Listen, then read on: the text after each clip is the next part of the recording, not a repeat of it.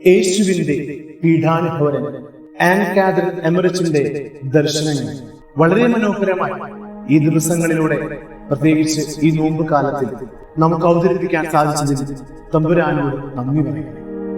കാരണം വളരെ മനോഹരമായി സുവിശേഷത്തിൽ നമുക്ക് സുപരിചിതമായ യേശുവിന്റെ പീഡാസഹനങ്ങൾ വിശദാംശങ്ങളോടുകൂടെ ഹൃദയത്തിൽ തട്ടുന്ന രീതിയിൽ കേൾവിക്കാരുടെ മുമ്പിൽ അവതരിപ്പിക്കാൻ കൃപ ചെയ്യുന്നത് നല്ല തമ്പുരാന്.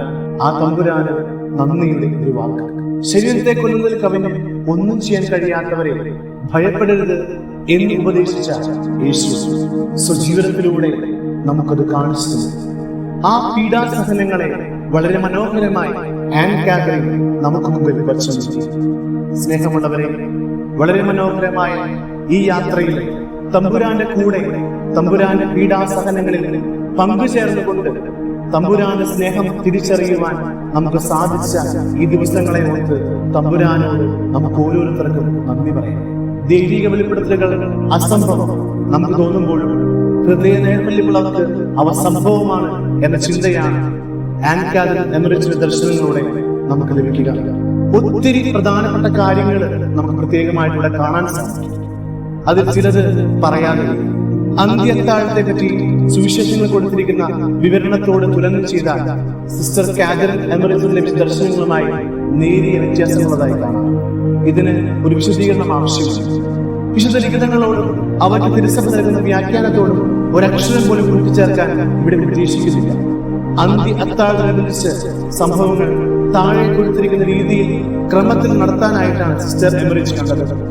പെസഹ കുഞ്ഞാടിന് ബലി കഴിച്ച് അത്താഴമുറിയിൽ സജ്ജമാക്കുന്നു. ആ അവസരത്തിൽ നമ്മുടെ കർത്താവ് പ്രഭാഷണം നടത്തുന്നു. യാത്രക്കാരെ പോലെ വസ്ത്രദാനം ചെയ്ത അതിഥികൾ നിയമം അനുശാസിക്കുന്ന വിധം പെസഹ കുഞ്ഞാടിനെയും ഭക്ഷ്യവസ്തുക്കളിൽ നിന്നുകൊണ്ട് ഭക്ഷിക്കുന്നു. പാനപാത്രത്തിൽ വീഞ്ഞ് 2 പ്രാവശ്യം പകർന്നു. എങ്കിലും 2ാം പ്രാവശ്യം യേശു അത് കുടിച്ചില്ല. മുന്തിരിയുടെ ഫലത്തിൽ നിന്ന് ഇനി ഞാൻ കുടിക്കുകയില്ല എന്ന് തുടങ്ങിയ വാക്കുകൾ ഉച്ചരിച്ചുകൊണ്ട് അത് അപ്പസ്തലന്മാർക്ക് നൽകുന്നു. അതിനുശേഷം അവർ ഇരിക്കുന്നു. ഈശോ ഒറ്റുകാരനെ കുറിച്ച് സംസാരിക്കുന്നു. അത് താനാണ് എന്ന് പത്രോസ് ഭയപ്പെടുന്നു. ഒറ്റുകാരൻ ആരാണെന്നതിന് അടയാളമായി യൂദാസ് വീഞ്ഞിൽ മുക്കി അപ്പം കർത്താവിനെ സ്വീകരിക്കുന്നു. കാൽക്കൽ ശുശ്രൂഷയുടെ ഒരുക്കങ്ങൾ നടക്കുന്നു. തന്റെ കാലുകൾ കഴുകുന്നതിന് പത്രോസ് തടസ്സം പറയുന്നു. അതിനുശേഷം വിശുദ്ധ കുർബാന സ്ഥാപനം നടക്കുന്നു. വിശുദ്ധ കുർബാന സ്വീകരിച്ച ശേഷം യൂദാസ് വിരുന്നുശാല വിട്ടുപോകുന്നു. തൈലങ്ങൾ വെച്ചിരിക്കുകയും അവയസംബന്ധ നിർദ്ദേശങ്ങൾ നൽകുകയും ചെയ്യുന്നു. പത്രോസും മറ്റ് അപ്പസ്തോലന്മാരും തിരുപ്പട്ടം സ്വീകരിക്കുന്നു. നമ്മുടെ കർത്താവ് അന്ത്യപ്രഭാഷണം നടത്തുന്നു. താൻ യേശുവിനെ ഒരിക്കലും ഉപേക്ഷിക്കുകയില്ലെന്ന് പത്രോസ് ഉറപ്പിച്ച് പ്രഖ്യാപിക്കുന്നു. അന്ത്യത്താഴം സമാപിക്കുന്നു. ഈ ക്രമം സ്വീകരിക്കുമ്പോൾ അത് മത്തായി 26:29, മർക്കോസ് 14:26 എന്നിവയോട് പൊരുത്തപ്പെടാത്തതുപോലെ ഒറ്റ നോട്ടത്തിൽ തോന്നാം. മുന്തിരി ഫലത്തിൽ നിന്ന് ഞാൻ കുടിക്കുകയില്ല തുടങ്ങിയ വചനങ്ങൾ ഈ സുവിശേഷങ്ങൾ ഉദാസനത്തിന് ശേഷമാണ് വരിക. എന്നാൽ ലൂക്കായുടെ സുവിശേഷത്തിൽ ഇത് കൊടുത്തിരിക്കുന്നത് അതിന് മുൻപാണ്. മറിച്ച് ഒറ്റക്കാരനായ യൂദാസ് ശ്രദ്ധിക്കുന്ന കാര്യം മത്തായിയുടെയും മർക്കോസിന്റെ സുവിശേഷങ്ങൾ കൊടുത്തിട്ടുള്ളത് പോലെ ഉദാസവചനങ്ങൾ മുമ്പാണ് ഈ ധ്യാനങ്ങളിൽ വരിക. ലൂക്കായുടെ സുവിശേഷത്തിലാകട്ടെ അതിനുശേഷവും. വിശുദ്ധ കുർബാനയുടെ സ്ഥാപന ചരിത്രം വിവരിക്കാൻ വിശുദ്ധ യോഹന്നാൻ സുവിശേഷം വെച്ച് നോക്കുമ്പോൾ അപ്പം സ്വീകരിച്ചുകൊണ്ട് യൂദാസ് നടക്കുപോയി എന്നാണ് നമുക്ക് മനസ്സിലാക്കുവാൻ കഴിയുക. എങ്കിലും മറ്റ് സുവിശേഷന്മാരുടെ വിവരണം വെച്ച് നോക്കുമ്പോൾ യൂദാസ് 2 രൂപങ്ങളിലും വിശുദ്ധ കുർബാന സ്വീകരിക്കാനാണ് കൂടുതൽ സാധ്യത. പല സഭാപിതാക്കന്മാരും, പ്രത്യേകമായി വിശുദ്ധ അഗസ്തീൻ, മഹാനായ ഗ്രിഗറി, മഹാനായ ലിയോ തുടങ്ങിയവർ കത്തോലിക്ക സഭയുടെ പാരമ്പര്യവും വ്യക്തമായി പഠിപ്പിക്കുന്നത് ഇത് തന്നെയാണ്. മാത്രമല്ല, വിശുദ്ധ യോഹന്നാനിൽ കാണുന്ന ക്രമം അക്ഷരാർത്ഥത്തിൽ സ്വീകരിച്ചാൽ അത് വിശുദ്ധ മത്തായിലും വിശുദ്ധ മർക്കോസിലും കാണുന്ന ക്രമത്തിനെതിരായിരിക്കുമെന്ന് മാത്രമല്ല, യോഹന്നാൻ 12:10 വിരുദ്ധമായിരിക്കും. യേശു യൂദാസിന്റെ കാല് കഴുകുന്നതായി നാം അവിടെ കാണുന്നു. കാലുകഴുകൽ നടന്നതുമാകട്ടെ പെസഹ കുഞ്ഞാടിന് ഭക്ഷണത്തിന് ശേഷമായിരുന്നു. ഈശോ ഒറ്റുകാരന് അപ്പം കൊടുത്തത് ഈ ഭക്ഷണവേളയിൽ തന്നെ ആയിരിക്കാതെ തരമില്ല. ഇതിൽ നിന്ന് ഒരു കാര്യം വ്യക്തമാണ്. ഇവിടെ എന്ന പോലെ മറ്റു പല സ്ഥലങ്ങളിലും സംഭവങ്ങൾ വിവരിക്കുമ്പോൾ അവയുടെ ആകമാനമുള്ള അർത്ഥത്തിലാണ് സുവിശേഷകന്മാർ ശ്രദ്ധ ഊന്നുന്നത്. നടന്നതെല്ലാം വിവരിക്കുന്നതായി അവരുടെ ലക്ഷ്യം.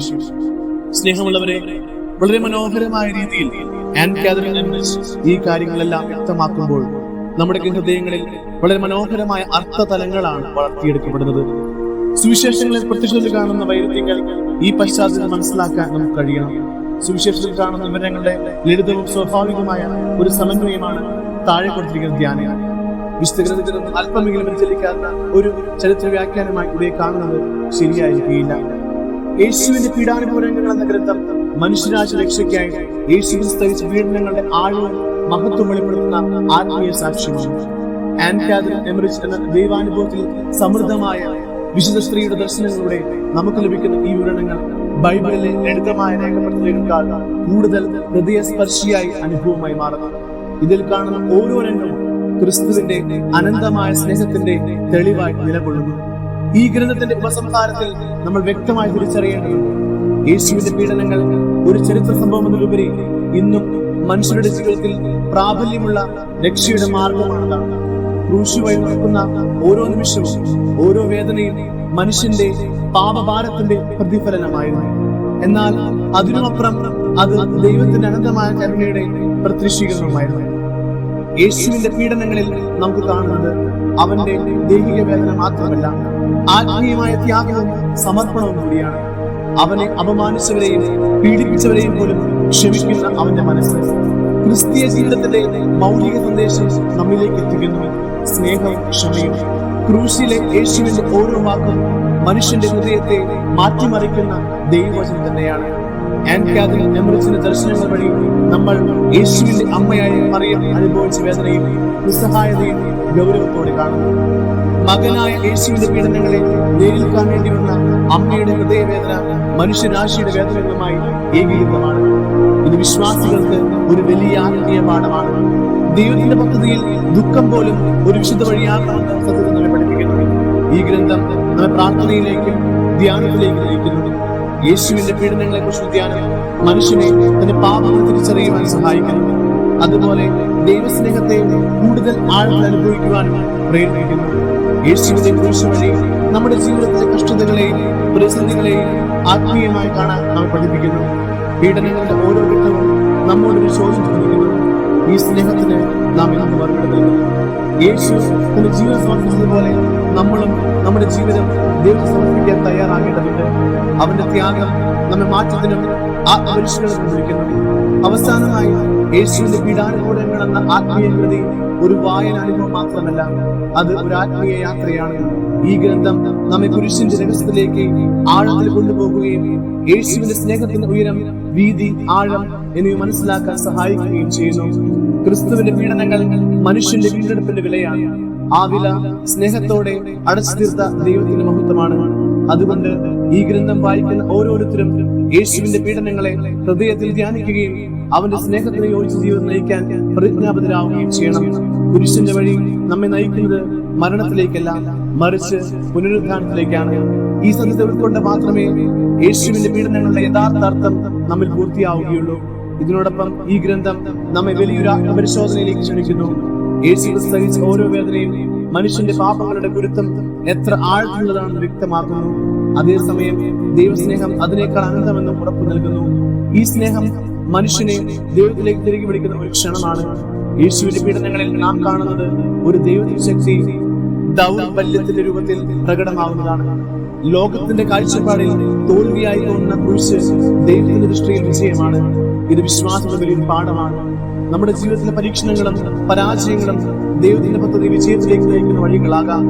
ആൻ കാതറിൻ എമറിച്ചിന്റെ വിവരണങ്ങളിൽ ഓരോ ചെറിയ വിശദാംശവും ആത്മീയമായ സന്ദേശം കൈമാറുന്നു. യേശുവിന്റെ മൗനം, അവന്റെ സഹിഷ്ണുത, അവന്റെ വിനയം, ഇവയെല്ലാം ക്രിസ്തീയ ജീവിതത്തിന് അടിസ്ഥാനമാകുന്നു. ഈ ഗണങ്ങൾ നമുക്ക് അനുസരിക്കേണ്ട ജീവിതമാർഗമായി മാറുന്നു. ഈ കൃതി ക്രൂശിന്റെ ആത്മീയതയെ മാത്രം അവതരിപ്പിക്കുന്നില്ല, അത് വിശ്വാസികളുടെ ദൈനംദിന ജീവിതത്തോട് ബന്ധിപ്പിക്കുന്നു. നമ്മുടെ കഷ്ടതകളും വേദനകളും ക്രിസ്തുവിന്റെ പീഡനങ്ങളോട് ഏകീകരിക്കുമ്പോൾ അവർക്കൊരു പുതിയ അർത്ഥം ലഭിക്കുന്നു. അതിലൂടെ വേദന പോലും ദൈവാനുഭവത്തിനുള്ള വഴിയായി മാറുന്നു. അതിനു പുറമെ ഈ ഗ്രന്ഥം സഭയുടെ സമ്പ്രദായങ്ങളെയും ആചാരങ്ങളെയും കൂടുതൽ ആഴത്തിൽ മനസ്സിലാക്കാൻ സഹായിക്കുന്നു. ക്രൂശ് വഴി, വിശുദ്ധ കുർബാന, പ്രാർത്ഥനകൾ ഇവയെല്ലാം യേശുവിന്റെ പീഡനങ്ങളുമായി ബന്ധപ്പെട്ട് നിൽക്കുന്നതാണ്. അതിനാൽ ഈ കൃതി വിശ്വാസികളെ ആരാധനയിൽ കൂടുതൽ സജീവരാക്കുന്നു. ഇന്നത്തെ ലോകത്ത് സ്വാർത്ഥതയും അനീതിയും വർദ്ധിച്ചു വരുന്ന സാഹചര്യത്തിൽ യേശുവിന്റെ പീഡനങ്ങൾ നമ്മെ നീതിയുടെയും സത്യത്തിന്റെയും വഴി പിന്തുടരാൻ പ്രേരിപ്പിക്കുന്നു. ദുർബലരോടും പീഡിതരോടും കരുണ കാണിക്കാനും സ്നേഹത്തോടെ പ്രതികരിക്കാനും നമ്മെ പഠിപ്പിക്കുന്നു. ഇത് ക്രിസ്തീയ ജീവിതത്തിന്റെ സാമൂഹിക ഉത്തരവാദിത്വം കൂടി നമ്മിലേക്ക് ഓർമ്മപ്പെടുത്തുന്നു.